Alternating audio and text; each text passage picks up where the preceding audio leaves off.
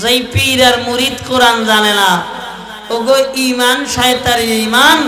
ওই পীর আর মুরিদ মরার আগে বেঈমান হয়ে মরবে।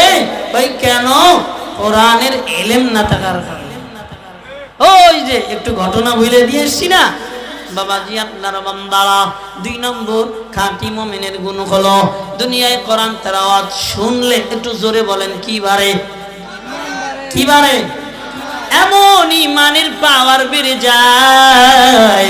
আওয়ামী লীগ সরকার তুই যত বড়ই ফ্যাসিস্ট হও না কারো, ইসলামের কথা বলবো। বিএনপি সরকার তুই যত বড় ফ্যাসিস্ট হও না কারো, ইসলামের কথা বলবো। তুই দুনিয়ার জমিনে যতই কারাগারে দেও না কারো, ইসলামের কথা বলবো।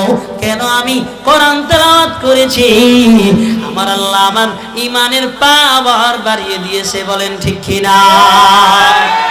ঈমানের পাওয়ার কিসের মাধ্যমে? কোরআন তেলাওয়াতের মাধ্যমে। এজন্য কোরআন তেলাওয়াত করবেন বাবা। কি ফায়দা? নবীজি বলেন কিয়ামতের ময়দান কোরআন উকিল হয়ে দাঁড়াবেন 2 জন বান্দার বিরুদ্ধে। নবী বলেন কোরআন পড়নেওয়ালার পক্ষে, কোরআন না পড়নেওয়ালার বিপক্ষে। নবীজি বলেন কিয়ামতের ময়দানে কোরআন ডাক দিয়ে বলবে, আল্লাহ আবুল বাশারকে জান্নাতে দিয়া দেও, আমাকে ভুলে নাই, আমাকে অল টাইম তেলাওয়াত করেছে, ও মালিক ওরে জান্নাত দিয়ে দাও। আর কোরআন আরেকজনের বিরুদ্ধে রেখে বলবেন, আল্লাহ ও জীবনে কোরআন তেলাওয়াত করে নাই, মাঝে মধ্যে তেলাওয়াত করেছে, ছেড়ে দিয়েছে, ওরে যত সময় জাহান্নামে না নিবা তত সময় পর্যন্ত আমার এইভাবে ওকলাতি চলবে। আওয়াজ দিয়ে বলেন নাউজুবিল্লাহ। এই জন্য কোরআন তেলাওয়াত দরকার আছে না নাই? আমগো মায়েরা কোরআন তেলাওয়াত খারাপ পারতো, তবে তেলাওয়াত করতো।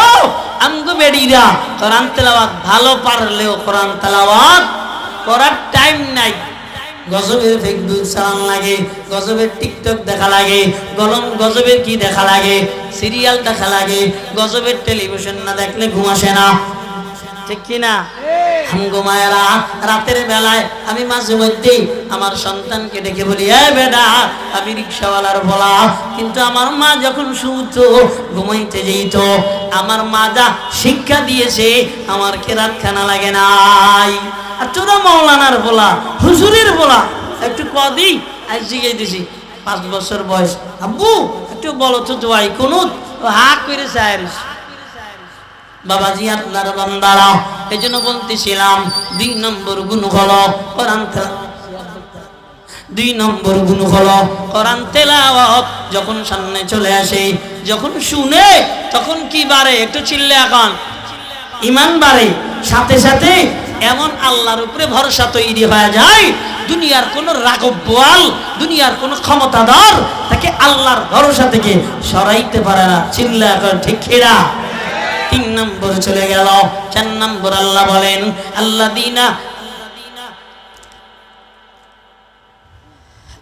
বলেন আল্লাযীনা ইউকিমুনাস সালাহ।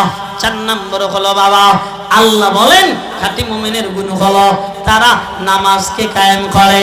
5 নম্বর হলো আল্লাহর বান্দারা, আল্লাহ বলেন ওয়া মিম্মা রাযাকনাহুম ইউনফিকুন। আল্লাহ বলেন 5 নম্বর, সেটা হলো এই দুনিয়ার বান্দারা খাঁটি মুমিন যিনি হয় আল্লাহর রাস্তে দান করে। কয়টা গুণ বললাম? বলেন 5টা। নাম্বার 1 আল্লাহর শরণে হৃদয় কম্পমান হয়, গুনাহ থেকে মুক্ত থাকে। নাম্বার 2 তেলাওয়াতের কারণে ঈমান বেড়ে যায়। নাম্বার 3 আল্লাহর উপরে ভরসা বেড়ে যায়। নাম্বার 4 আল্লাহর দেওয়ার নামাজ দুনিয়ার জমিনে কায়েম করে। নাম্বার 5 দুনিয়ার জমিনে সম্পদ আল্লাহর রাস্তে ব্যয় করে। কয়টা বললাম? 5টা। এবার আল্লাহ বলেন এই খাঁটি মুমিনের 5টা গুণওয়ালা মুমিনের জন্য 2টা পুরস্কার রেখে দিলাম। আল্লাহ বলেন লাহুম দারাজাতুন ইনদা রাব্বিহিম ওয়া মাগফিরাতুন ওয়া রিজকুন কারীম।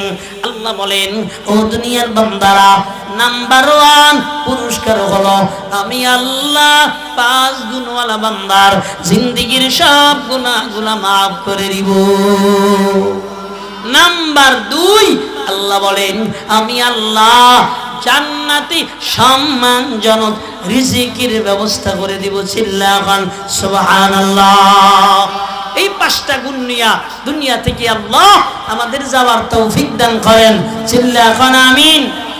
একটা আয়াত পড়ছিলাম জাহান্নামের আয়াত, এখন আর বলার সময় নাই। আমার উস্তাদ মুহতারাম স্টেজে চলে এসেছে, মূল্যবান বয়ান পেশ করবেন। আল্লাহ সুবহানাহু ওয়া তাআলা সামনে যদি কখনো সুযোগ হয় আবারও জান্নাত ও জাহান্নামের আলোচনা করে আপনাদের শোনানোর চেষ্টা করব নিজের আমলার্থে। আল্লাহ কবুল করেন। চিল্লা কন আমিন। আর একটু আস্তে কন আমিন। একটু জোরে বলেন আমিন। লিল্লাহি তাকবীর। মাশাআল্লাহ। কথার ভিতরে ভুল হলে